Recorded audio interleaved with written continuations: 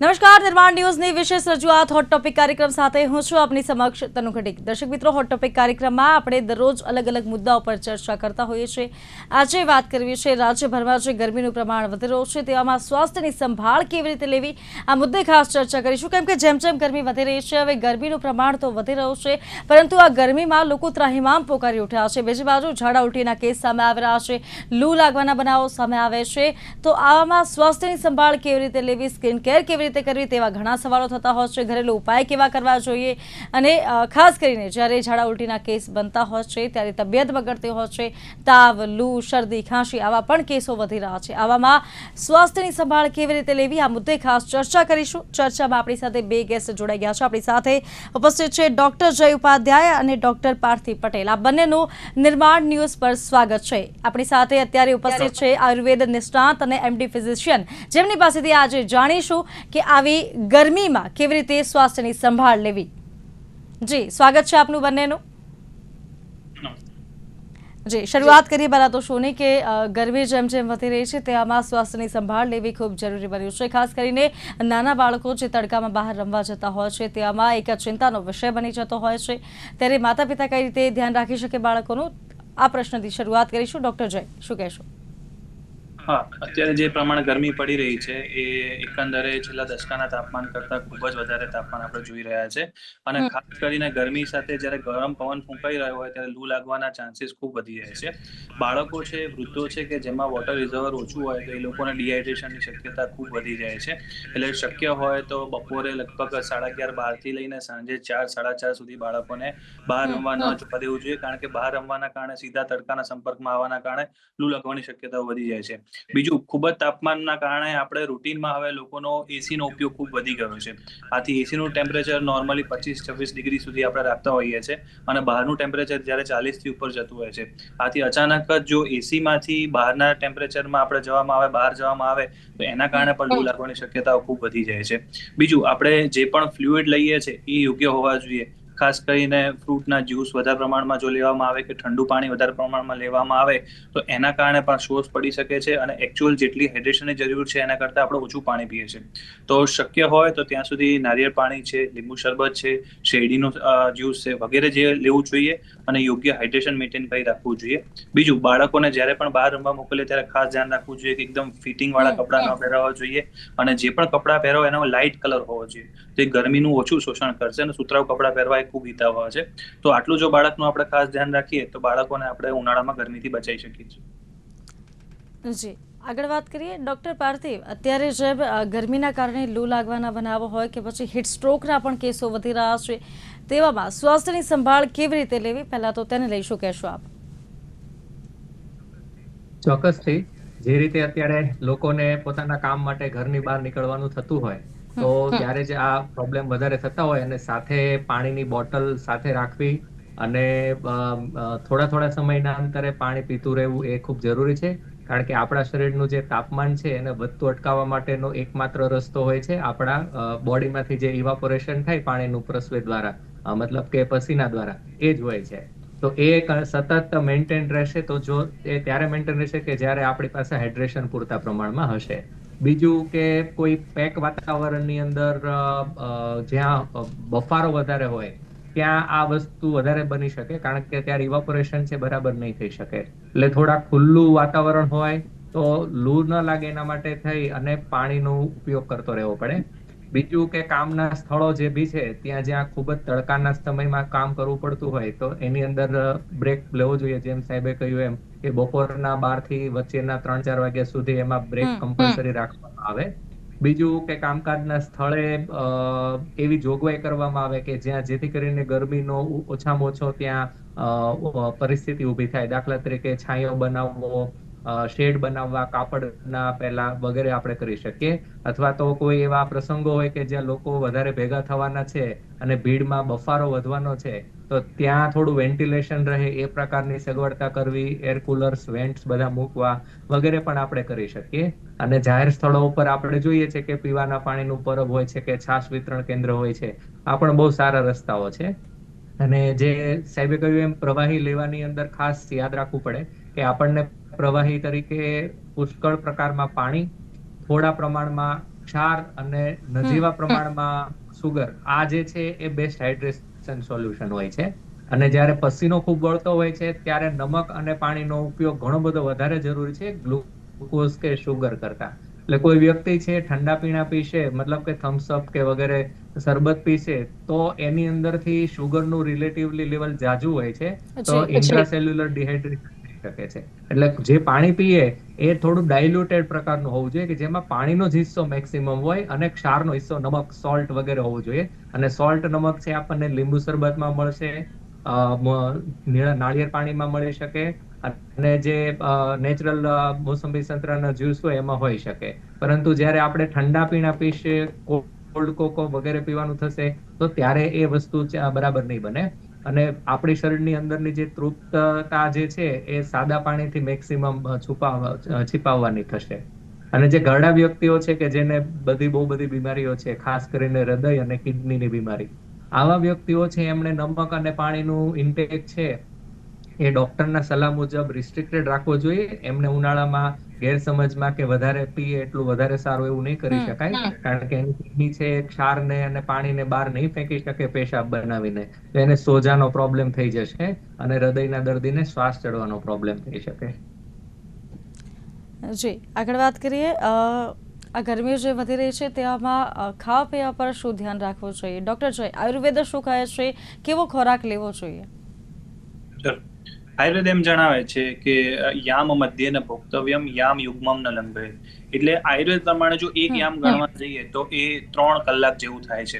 એટલે તમે જ્યારે પણ જમ્યા હોય, ધારો કે બપોરનું મીલ તમે જમ્યા છો 11:30-12 વાગે, તો 3 કલાક સુધી કોઈ પણ મીલ અથવા કોઈ પણ ફૂડ ન લેવું જોઈએ.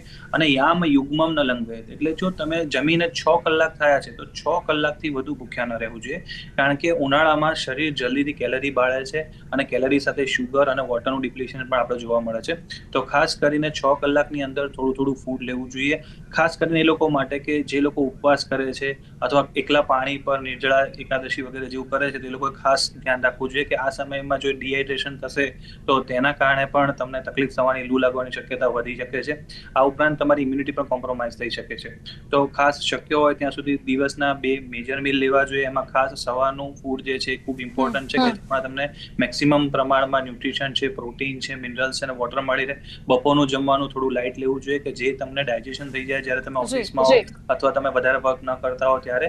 અને સાંજનું જમવાનું એકદમ લાઇટ હોવું જોઈએ, કે જે તરત તમને પચી જાય. ખાસ કરીને રાત્રે સુવાના 3 કલાક પહેલા તમારું ફૂડ થઈ જવું જોઈએ, કારણ કે ઉનાળામાં ઘણી વખત લોકો રાત્રે મોડે સુધી જાગતા હોય છે, આઈસ્ક્રીમ, બરફનો ગોળો વગેરે પણ આરોગતા હોય છે, જે હેલ્થ માટે ખૂબ નુકસાનકારક બની શકે છે. શક્ય હોય તો તમારું જમવાનું 7-7:30 સુધીમાં પતાય અને 10-10:30 જે નોર્મલ સુવાનો ટાઈમ છે એને જો આપણે અનુસરીએ તો તે ખૂબ ફાયદાકારક છે. બીજું, આપણે સવારમાં આયુર્વેદ એમ જણાવે છે કે નળના કોઠે પાણી પીવું જોઈએ. અને પ્રાતઃકાળ જે જળ તમે લેવામાં આવે એ શરીરને ખૂબ જ ફાયદા કરે છે. શરીરમાંથી, કિડનીમાંથી જે નુકસાનકારક દ્રવ્યો છે એને ફિલ્ટર કરે છે. તો સવારમાં ઓછામાં ઓછું 250 થી 300 ml જો પાણી, થોડું હૂંફાળું પાણી પણ તમે લેશો તો તે ખૂબ ફાયદાકારક છે. તો આ પ્રમાણે જો ભોજનની પદ્ધતિ તમે રાખો તો તે ખૂબ ફાયદાકારક ઉનાળામાં જોવા મળે છે. જી, અને ખાસ કરીને જ્યારે મેં આગળ પણ વાત કરી કે બાળકો જ્યારે બહાર રમવા જતા હોય છે તો બાળકો ઘણીવાર એવું કરતા હોય છે કે તડકામાં તો રમવા જાય છે 5 વાગે, પણ અત્યારના સમયમાં 5 વાગે પણ તડકો એટલો હોય જ છે. અને એ બાળકો તો કહે છે કે સાંજ પડી ગઈ, હું જઉં છું રમવા. 5, 6, 7, 2-3 કલાક સળંગ રમે, 1-2 પાણીનો ગ્લાસ પી લે, અને જેવું એ રમીને આવે દોડીને તરત ઘરે આવી ફ્રીજમાંથી બોટલ કાઢે અને ઠંડુ પાણી પીવે છે. તો એની સામે શું કહેશો? હા, જે ઠંડુ પાણીનું ખાસ એ આપણે ફરીથી મેન્શન કરવું કે ભલે ગમે એટલી ગરમી હોય, ઠંડુ પાણી ક્યારેય ન પીવું જોઈએ, કારણ કે ઠંડુ પાણી ઉપરથી શોષ વધારશે. અને જ્યારે અત્યંત ઠંડુ પાણી હશે તો એ તમારી જે ડાયજેશન કેપેસિટી છે, આયુર્વેદમાં જેને આપણે અગ્નિ સાથે સરખાવીએ છીએ, તેને પણ ઓછો કરશે. એટલે તમને ફૂલનેસ ઓફ સ્ટમક લાગશે. એની સામે તમે પાણી ઓછું પીધું હશે એટલે એકચ્યુઅલ તમને હાઇડ્રેશન નહીં મળે. બીજું કે જ્યારે ઠંડુ પાણી હોય તો તેનું પ્રોસેસિંગ પણ ખૂબ ધીરેથી થાય છે. તો શક્ય હોય ત્યાં સુધી નોર્મલ પાણી પીવું. અને બાળકોને ખાસ કે જ્યારે બહાર રમીને આવે ત્યારે જે ORS છે, WHO દ્વારા રિકમેન્ડેડ, એ ORS પણ જો દિવસમાં એકવાર આપવામાં આવે.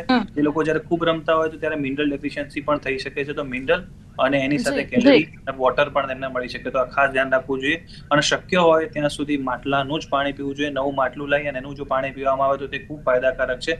હાલના સમયમાં તો વોટર ફિલ્ટર પણ હોય છે, તો એના દ્વારા માટલું ભરી અને એ પાણી પીવું જોઈએ. બાકી ફ્રીજનું પાણી સદંતર અવોઇડ જી કરવું જોઈએ. ડૉક્ટર જય, આપે ઓઆરએસની વાત કરી, એના પરથી એક બીજો પ્રશ્ન પૂછવા માંગીશ કે હાલના સમયમાં જે પેકેટ જે આવે છે ઓઆરએસના, તમને ખ્યાલ હોય તો જે પેક્ડ આવે છે કે સ્ટ્રો રેડી હોય છે અને રેડી ટુ ડ્રિંક કહેવાય એ રીતનું ઓઆરએસ હોય છે, તો ઘણા બધા ડૉક્ટરો સજેસ્ટ કરે છે કે તે ન પીવું જોઈએ. આપ શું કહેશો? હા, એ 100% સાચી વાત છે. કારણ કે ઓઆરએસ નું એક ફિક્સ માપ છે જે WHO એ રિકમેન્ડ કર્યું છે અને સારામાં સારા ડોક્ટર એને જ રિકમેન્ડ કરે છે. ખાસ હાલમાં બજારુ પ્રવૃત્તિઓના કારણે ઘણી બધી બ્રાન્ડ્સ જે છે એ અલગ અલગ ફ્લેવરના ઓઆરએસ ના નામથી સોલ્યુશન્સ ને બધું વેચે છે, પણ એની અંદર એકચ્યુઅલી એ લોકો ખૂબ જ પ્રમાણમાં શુગર, સેકેરિન વગેરે એડ કરે છે. ઇવન ઝીરો શુગર નામના પણ ઘણા બધા જે દ્રવ્યો આવે છે એ પણ ખૂબ ખરાબ છે, કારણ કે એકચ્યુઅલી એમાં એસ્પાર્ટેમ વગેરે જેવા દ્રવ્યો હોય છે કે જે તમને સ્વીટનર તરીકે યુઝ થાય છે. એકચ્યુઅલી શુગર કરતા પણ વધારે ખતરનાક છે અને કેટલાક આર્ટિફિશિયલ શુગર છે તો કાર્સિનોજનની કેટેગરીમાં પણ મૂકવામાં આવેલા છે.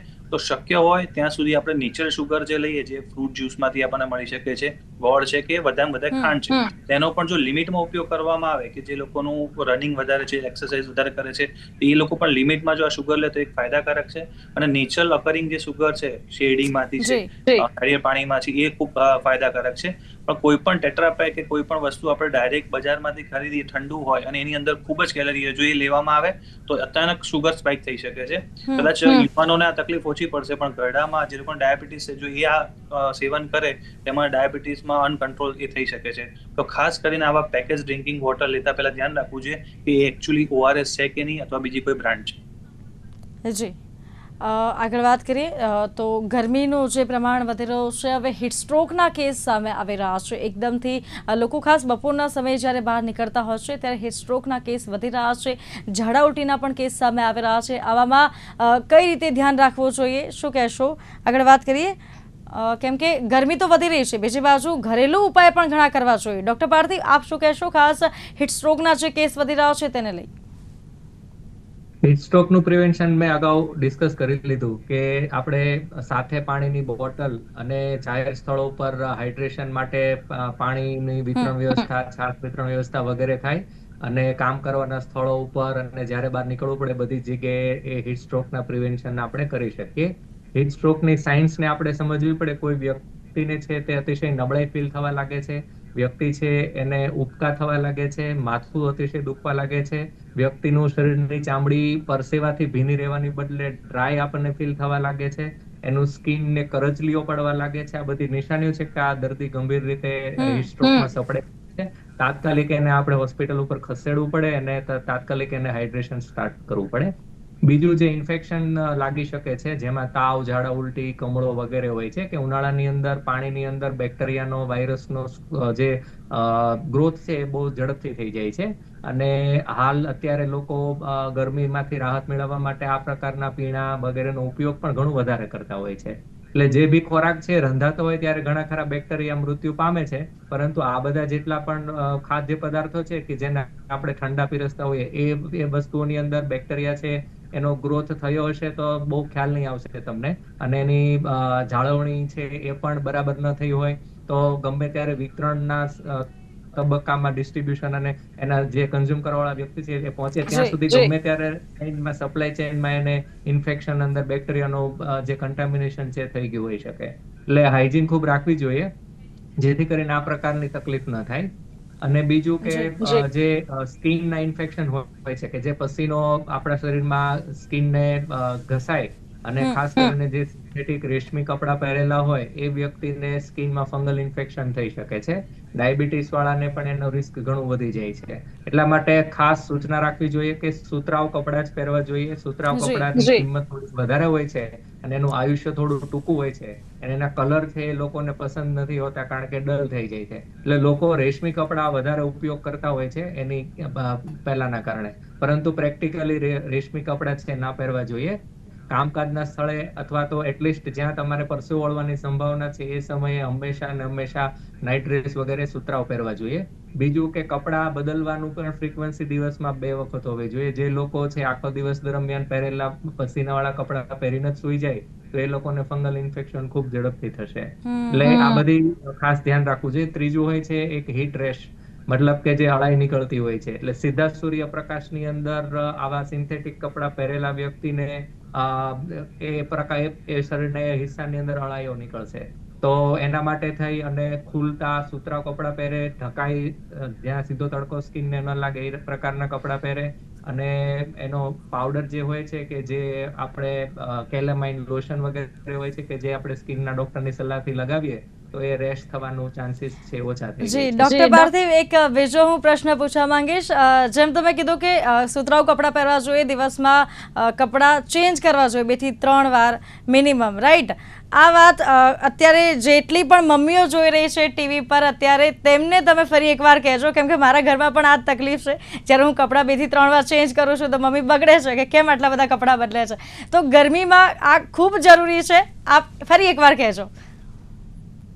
એટલે એકચ્યુઅલી જ્યારે જે સ્થળે આપણે કામ કરીએ છીએ જી. અથવા જ્યાં જઈએ ત્યાં પસીનો ખૂબ વળશે તો એ પસીનાવાળા કપડાં છે એની અંદર ફૂગ નો ગ્રોથ થઈ જઈ શકે છે. એટલે જ્યારે તમે આખો દિવસ કામ કરીને આવો છો અને પસીનાવાળી જગ્યાએ કામ કર્યું છે ને જ્યાં તમને ખૂબ પસીનો વળ્યો છે, તો ત્યારે એ જ કપડાં પહેરીને ઓવરનાઇટ તમારી સ્કિનના સંપર્કમાં આવશે તો એમાં ફંગલ ઇન્ફેક્શન.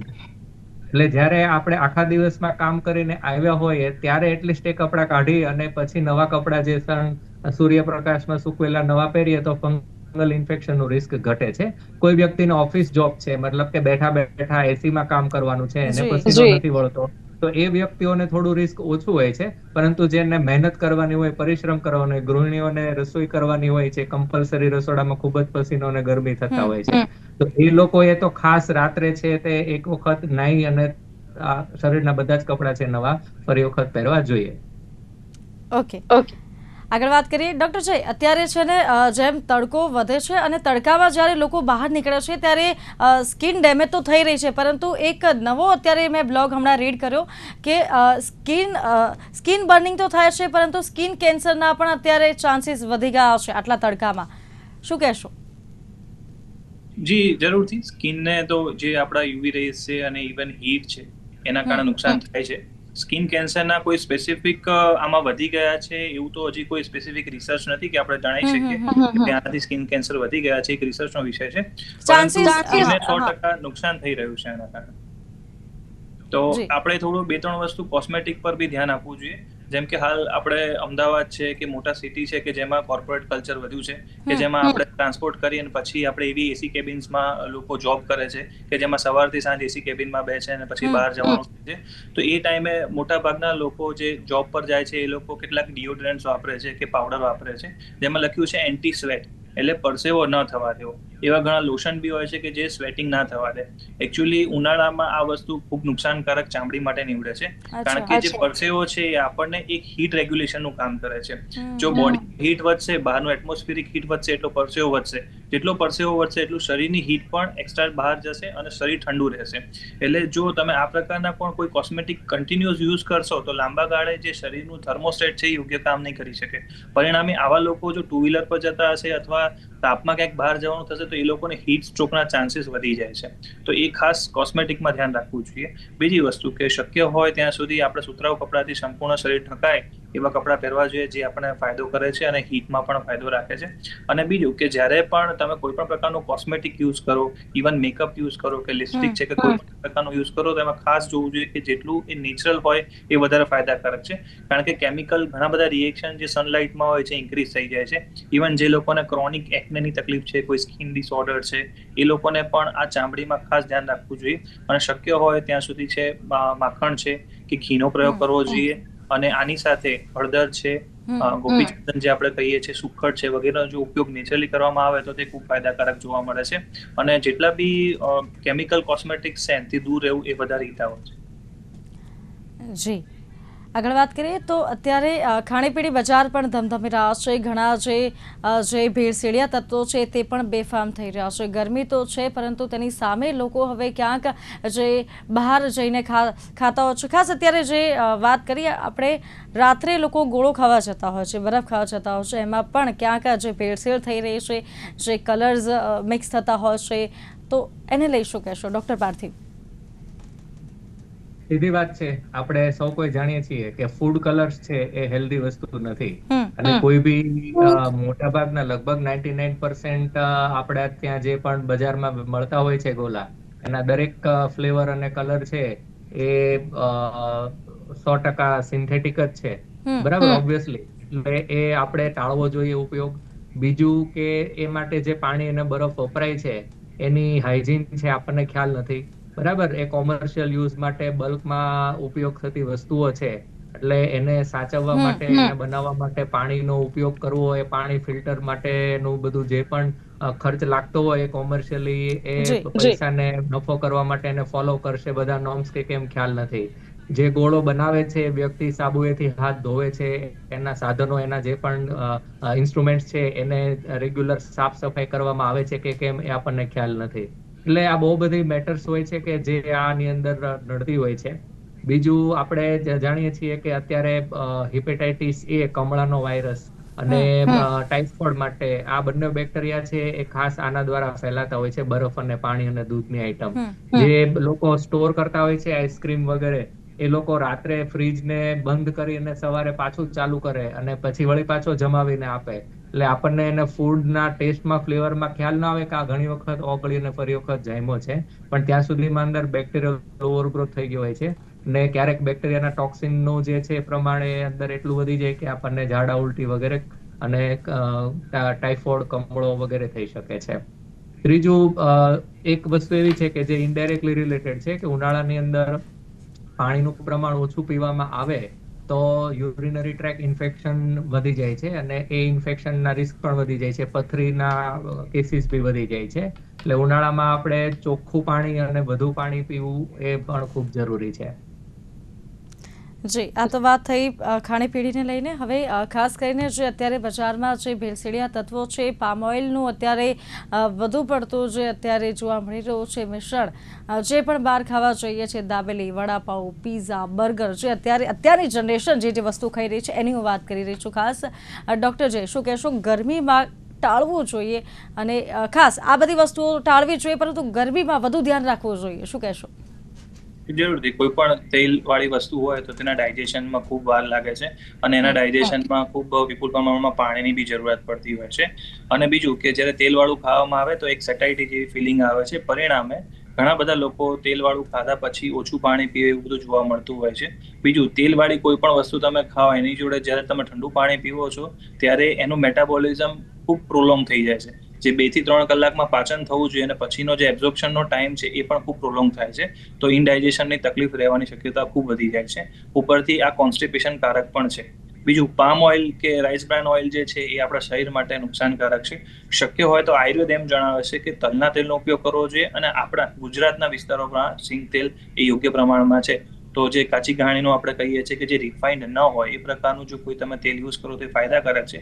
બાકી બજારના કોઈ પણ તમે પેકેટ જોશો તો મોટા ભાગે એમાં રાઈસ બ્રાન ઓઇલ અથવા પામ ઓલિવ તમને જોવા મળશે. તો 100% આ સદંતર એને અવોઇડ કરવા જોઈએ. તે શરીરને નુકસાનકારક જ છે. ખાસ કરીને ચા સાથે આપણે ઘણા બધા ફરસાણ વગેરે લેતા હોય છે, કોફી સાથે ફરસાણ લેતા હોય છે, બિસ્કિટ લેતા હોય છે, તે શરીર માટે ઉનાળામાં ખૂબ જ નુકસાનકારક નીવડી શકે છે. અને નોર્મલ માણસો માટે પણ ઉનાળામાં ખાસ ચા અને કોફી શક્ય હોય ત્યાં સુધી અવોઇડ કરવા જોઈએ, કારણ કે બંને પોતે પેશાબનું પ્રમાણ વધારે છે. એટલે શરીરમાંથી ઓલરેડી ઉનાળાના કારણે પરસ્પિરેશન વધે, પરસેવો વધવાથી ઓલરેડી ફ્લુઇડ લોસ થતો હોય છે. ઉપરથી જો ભૂખ્યા પેટે ચા કે કોફી પીવામાં આવે અથવા એનું જે ડેલી ડોઝ છે એ વધારવામાં આવે તો એના કારણે પણ પેશાબ ખૂબ થાય છે. તો ડબલ સાઇડથી ડિહાઇડ્રેશન થશે. અને પર્સન જ્યારે એસીમાં બેઠો હોય તો પણ એને યુરિનેશન કન્ટિન્યુઅસ ચાલુ રહેતું હોય છે. તો જે ડિહાઇડ્રેશનની અસર છે એને જલ્દી ધ્યાનમાં નહીં આવે. અને એ જ પર્સન ધારો કે એસીમાંથી બહાર નીકળીને આવા બપોરના ટાઈમે કે જ્યારે હજી પણ ગરમી છે તો નીકળશે તો એને સ્ટ્રોક થવાના ચાન્સીસ ખૂબ વધી જાય છે. આ ઉપરાંત ડિહાઇડ્રેશનના કારણે ઘણાને ચક્કર આવવા વગેરે જેવી તકલીફ પણ થઈ જાય છે. અને ઘરડા લોકો હોય છે અને ક્રોનિક કોન્સ્ટિપેશન થાય છે. તો આ પ્રકારના તેલ ફૂડ છે એની સાથે ખાસ કોફી અને ચા જેવા પીણા છે એને સદંતર અવોઇડ કરવા જોઈએ. એના બદલે શક્ય હોય તો સાંજના સમયે એક ફ્રૂટ તમે લઈ શકો, એ ખૂબ ફાયદાકારક છે. અને જો તેલનો ઉપયોગ કરવો હોય તો ખાસ કરીને ગુજરાતના આપણા પ્રદેશમાં સિંગ તેલ કે જે કાચી ઘાણીનું હોય, રિફાઇન્ડ ન હોય, તે યોગ્ય સિંગ તેલનો ઉપયોગ તમે કરો તો તે ફાયદાકારક જોવા મળે છે. જી, ડૉક્ટર જય, ડૉક્ટર પાર્થિવ, આપ બંને આ ચર્ચામાં અમારી સાથે જોડાયા તે બદલ આપ બંનેનો ખૂબ ખૂબ આભાર. તો હાલ કાર્યક્રમ હોટ ટોપિકમાં બસ આટલું જ. મને આપશે રજા. નમસ્કાર.